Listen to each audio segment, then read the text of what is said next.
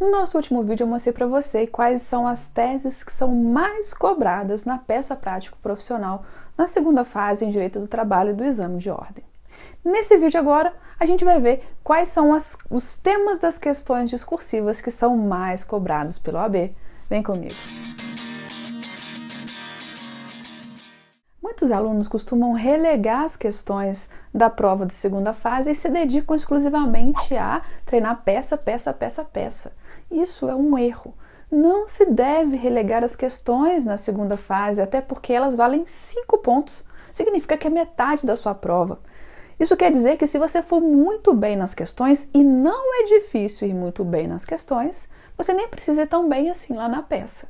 Então, estudar questões discursivas para a segunda fase da OAB é sim um ponto estratégico na sua preparação. Eu fiz aqui uma seleção dos principais temas cobrados. E o que o examinador vai querer de você? Nas questões discursivas, o enunciado vai trazer um caso concreto, vai contar uma historinha e fazer 2 perguntas, a letra A e a letra B. A maioria das respostas vai estar lá na sua CLT. Basta ter um bom índice remissivo, saber identificar qual é o instituto que está sendo cobrado naquela questão e você vai achar sem maiores dificuldades no seu índice remissivo, e isso a gente treina bastante nas nossas aulas. Mas você também não pode abandonar o estudo do direito material e processual, porque ele é fundamental para você desenvolver o raciocínio jurídico. No caso de alguma questão que você não encontrar na CLT, no caso de não ter a resposta na CLT e você precisar realmente desenvolver esse raciocínio para responder a questão, então não deixe de estudar direito processual e material. E aqui a gente vai falar dos principais temas que são cobrados. E a boa notícia, sabe o que é? O examinador não faz questão de respostas muito grandes. No direito do trabalho, na segunda fase, questões discursivas, basta responder o que está perguntando e indicar o dispositivo legal. É só isso, já tem os pontos garantidos. Então vamos ao nosso top 10 e não poderia ser diferente o primeiro lugar, extinção do contrato de trabalho. Esse tema ele é muito amplo, em razão disso o examinador pode explorar diversas situações em uma só questão.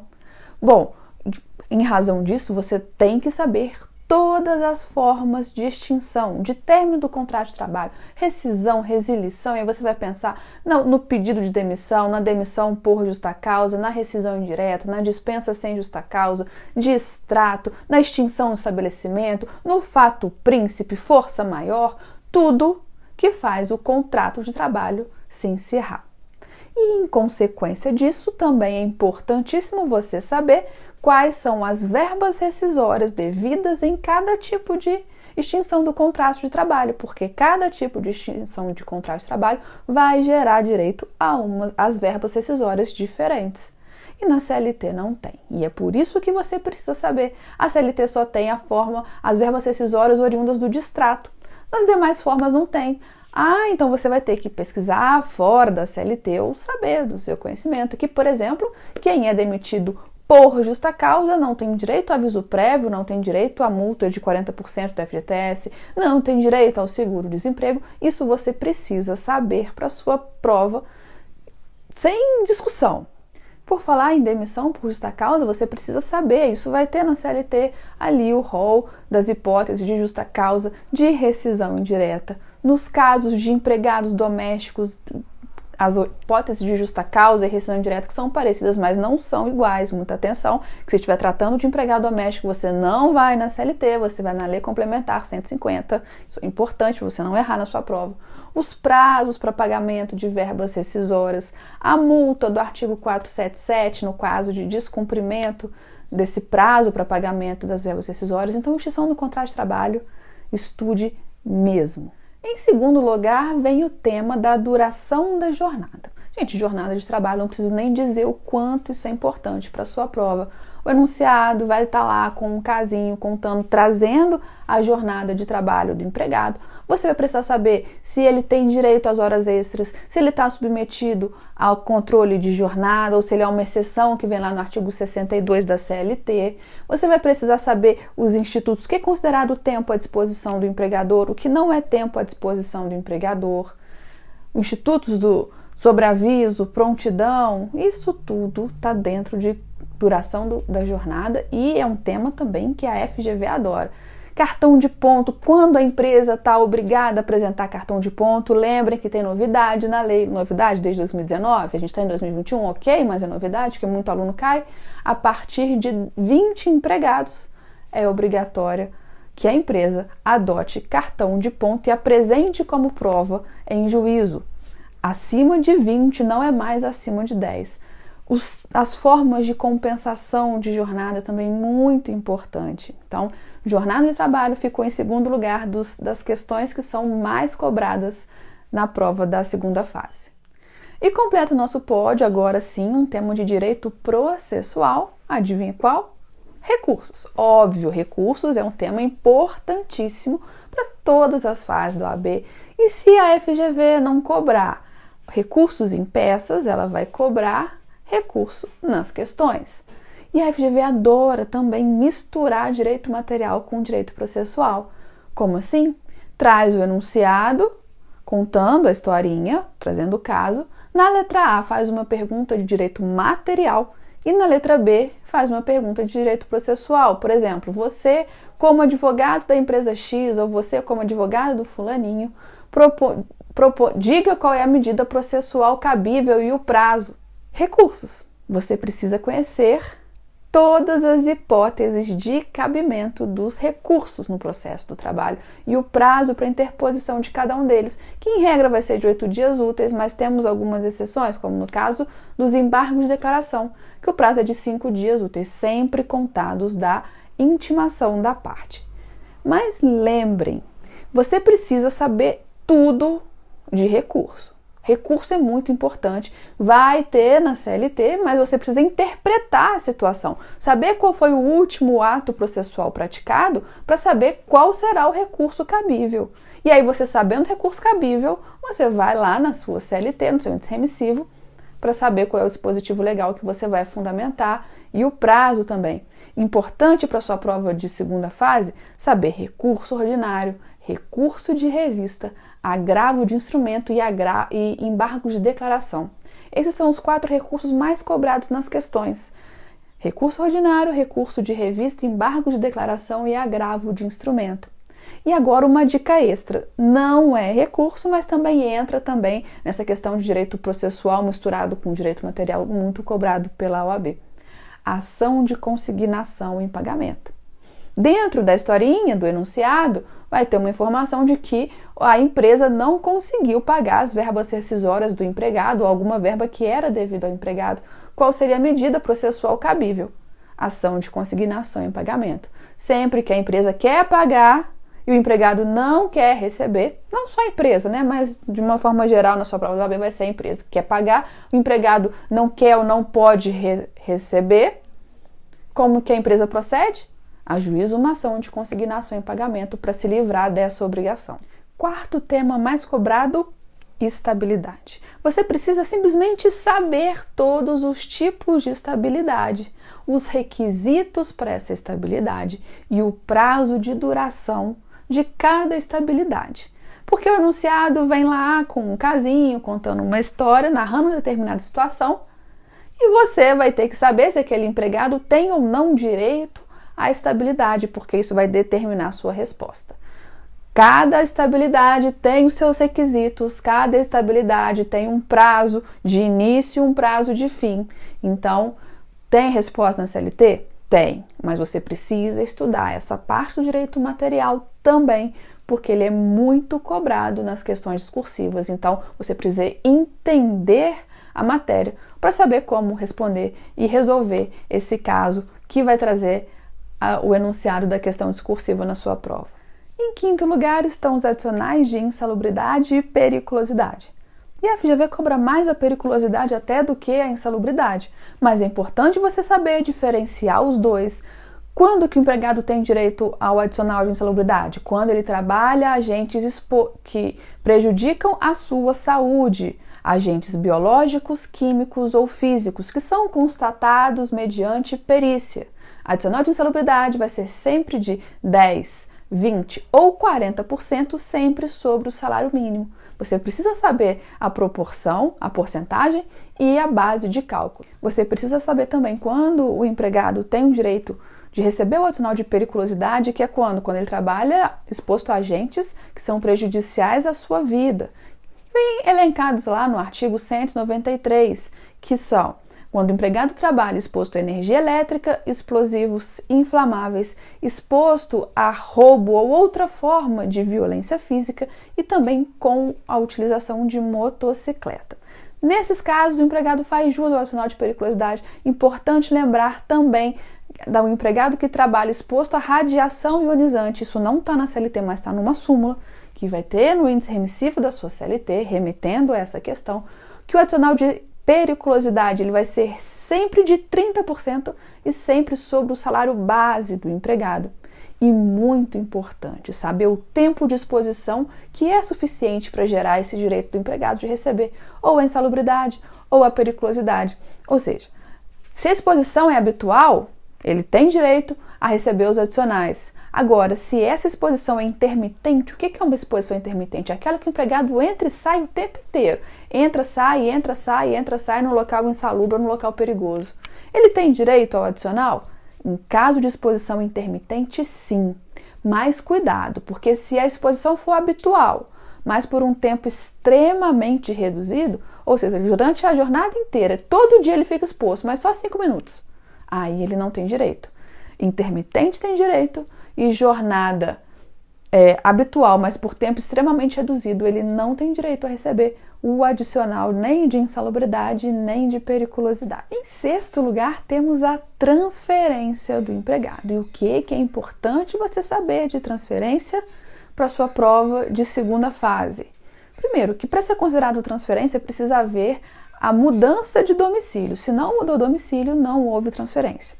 Segundo, o empregado só pode ser transferido se ele concordar. Para haver a transferência do empregado é necessária a anuência, mas existem hipóteses em que o empregador pode transferir o empregado de forma unilateral, e são 3 casos.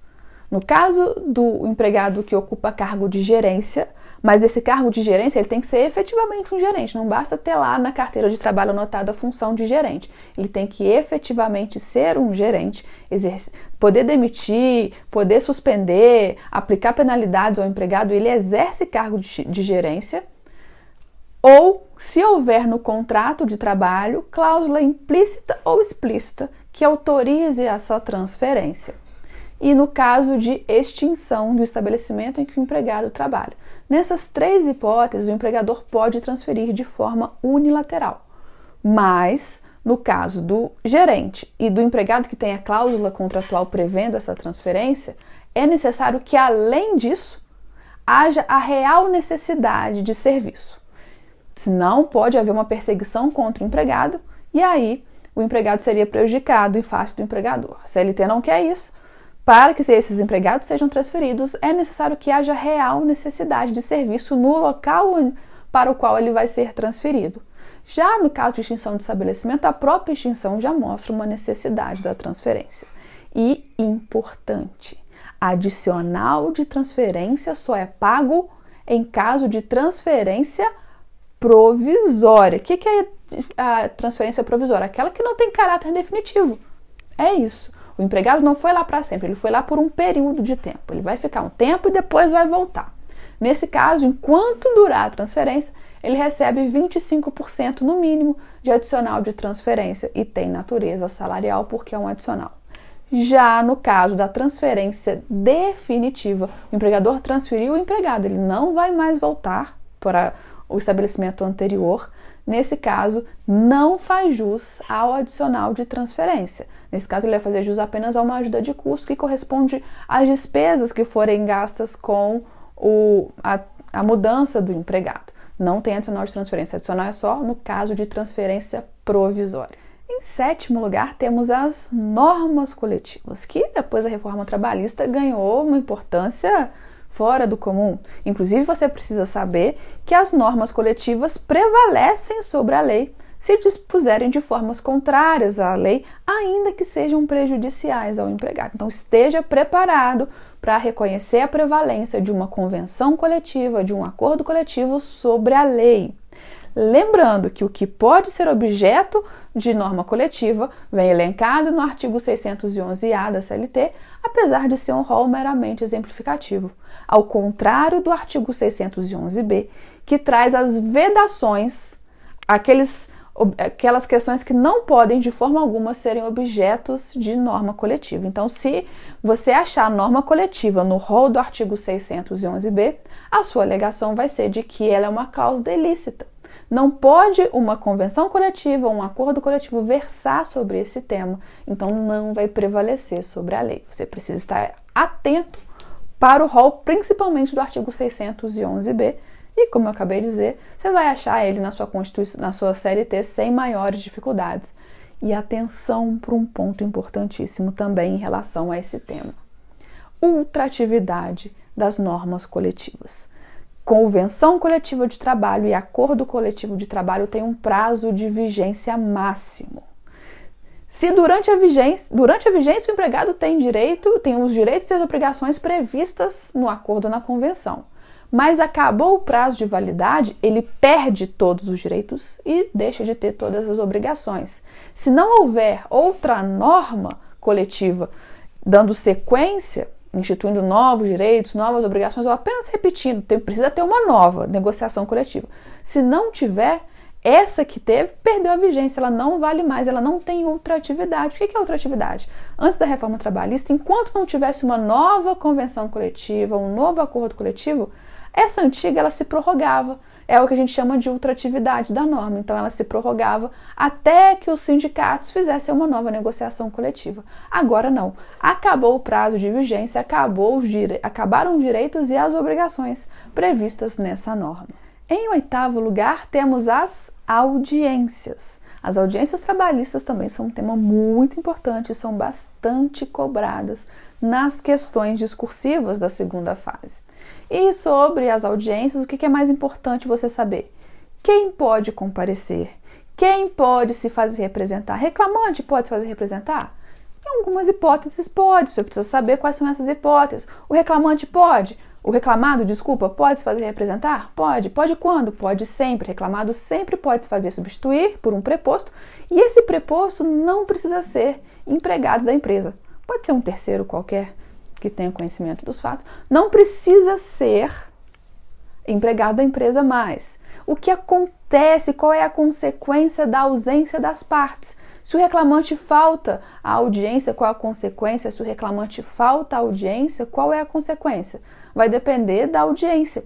Se eles faltarem à audiência inicial, o reclamante faltou à audiência inicial, arquiva o processo. Reclamado faltou à audiência inicial, a pena de revelia. E é permitido que o juiz receba a defesa. Se eles faltaram na audiência de instrução, foi partir da audiência, teve audiência inicial e audiência de instrução, não foi uma audiência una. Reclamante faltou, pena de confissão para ele. Reclamado faltou, pena de confissão para ele. Se for numa audiência una, reclamante faltou, arquivamento. Reclamado faltou, pena de revelia. Nosso nono tema é aviso prévio, tema bem importante também, direito material que é muito cobrado na segunda fase do exame de ordem. Não se esqueça de estudar em aviso prévio, de terem em mente que as hipóteses em que é devido o aviso prévio, por exemplo, quando há um pedido de demissão, quem tem que pagar o aviso prévio é o empregado que pediu demissão. Se o empregado se recusa a trabalhar quando ele pede demissão, é lícito ao empregador descontar uma remuneração das verbas rescisórias do empregado. Também é importante você saber a contagem, o aviso prévio proporcional. A cada 3 anos de trabalho é acrescido 3 dias ao prazo do aviso prévio. E o aviso prévio, ele prorroga os efeitos do contrato para todos os fins. Ou seja, o contrato de trabalho só termina no último dia do aviso prévio, seja ele indenizado ou trabalhado. Então, o aviso prévio também está em 9º lugar aqui no nosso tema e a gente já vai chegar no 10º. Qual será o 10º tema mais cobrado? O 10º assunto mais cobrado você tem que estudar de qualquer jeito, porque ele é muito cobrado nas questões e muito cobrado nas peças. Eu estou falando das preliminares de contestação. Não ache que as preliminares só podem ser cobradas lá na peça. Várias vezes já foi cobrado na OAB, no enunciado, narrando uma situação em que caberia ao advogado da empresa alegar uma preliminar de contestação. Então, você precisa conhecer as hipóteses de preliminar, que vem lá no artigo 337 do CPC, e principalmente aquelas que se aplicam de uma forma mais comum no direito do trabalho, como a incompetência em razão da matéria, a inépcia da petição inicial, a perempção, a litispendência e a coisa julgada. Essas são as preliminares que são aquelas mais presentes em uma contestação. E elas podem ser cobradas de igual modo nas questões discursivas. Então, preliminar de contestação você precisa saber bem, saber mesmo, tanto para a peça quanto para as questões. E como eu disse lá no comecinho do vídeo, além de ter a CLT mais atualizada para você não cair no equívoco, por exemplo, de dizer que uma empresa com mais de 10 empregados está obrigada a apresentar cartão de ponto, para você não cometer esse erro sendo induzido por uma CLT desatualizada, você também precisa ter o conteúdo, conhecer a disciplina, o direito material e o direito processual, porque quase todas as respostas vão estar lá na CLT. Mas você precisa saber, além de achar, desenvolver o raciocínio jurídico. E para isso aqui no canal tem 2 playlists, uma de direito material e uma de direito processual do trabalho. Separado por temas. Cada tema nessa playlist tem um assunto, cada vídeo é sobre um assunto, um ponto específico. Então vai ter vídeo maior, vídeo menor, mas só sobre aquele ponto. Então se você está com dúvida só sobre aviso prévio, você assiste ao vídeo só de aviso prévio. A sua dúvida é só sobre intervalo intra-jornada, você assiste só o vídeo sobre intervalo intra-jornada. Não precisa ficar procurando dentro do vídeo esse tema. Também tem a playlist para a segunda fase, em que eu ensino você a fazer as principais peças processuais cobradas na segunda fase em direito do trabalho, passo a passo, bem devagarzinho. Mas se você quer aprender ainda mais, está mais preparado para essa segunda fase, eu tenho 2 cursos. O de oficina de peças, em que eu treino você, é uma aula ao vivo, pelo Google Meet, é uma turma, e aí eu ensino a fazer a peça e depois eu faço a peça junto com você, para você vendo na hora, ao vivo ali, quais são as suas maiores dificuldades, para você ficar seguro. E falando em segurança, também a gente tem um curso de monitoria para a segunda fase do exame de ordem, que esse eu garanto que vai te ajudar a passar. Vai te dar segurança, vai ver quais são as suas dificuldades, e aí a gente vai lá na sua dificuldade para você não ter mais esse problema na hora de fazer a prova. Eu garanto que com o curso de monitoria você passa para a segunda fase, a não ser que haja alguma coisa muito fora do comum. E é por isso que eu te asseguro que se você fizer comigo o curso de monitoria para a segunda fase do OAB, se você não passar, eu me comprometo no próximo exame a fazer esse curso de monitoria de graça para você. Se você ficou com alguma dúvida ou se interessou por algum dos cursos, tem aqui na descrição desse vídeo as formas de contato, de contratação desse curso. Dúvidas? Deixa aqui nos comentários e eu te espero no próximo vídeo. Até lá!